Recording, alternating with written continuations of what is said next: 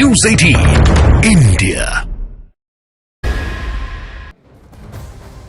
इस वक्त की सबसे बड़ी खबर, ग़ज़वा-ए हिंद पर एक बार फिर देश में बहस की शुरुआत हो चुकी है और ये बहस देवबंद के उस फतवे से और ज्यादा गर्मा चुकी है जिसमें देवबंद ने ग़ज़वा-ए हिंद को वैध ठहरा दिया है।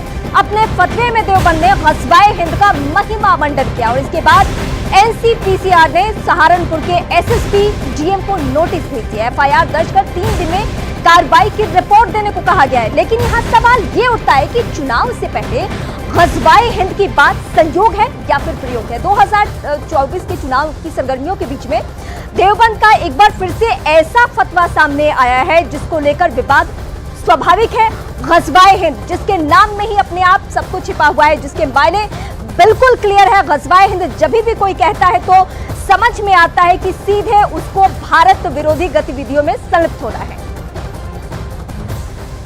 देश भर में लाखों बच्चे, दुनिया भर के करोड़ों बच्चे दारुल उलूम देवबंद से प्रेरित शिक्षा प्रणाली का इस्तेमाल करके इस्लामिक शिक्षा हासिल करते हैं।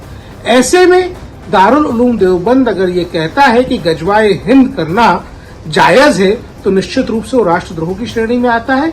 हमने सहारनपुर जिले के कलेक्टर और एसपी को नोटिस करके दारुल उलूम देवबंद पर एफआईआर दर्ज करने के लिए निर्देश दिया है। तो देवबंद के फतवे को बीजेपी ने देश के संविधान का अपमान बता दिया है। हम आपको दिखाते हैं कि बीजेपी ने इसको लेकर क्या कुछ कहा है। एक कहावत है कि सच्चाई छुप नहीं सकती झूठे उसूलों से और सुगंध आ नहीं सकती कागज के फूलों से। यही हाल इनकी है, यही हाल इस कट्टरपंथी संस्थाओं की है।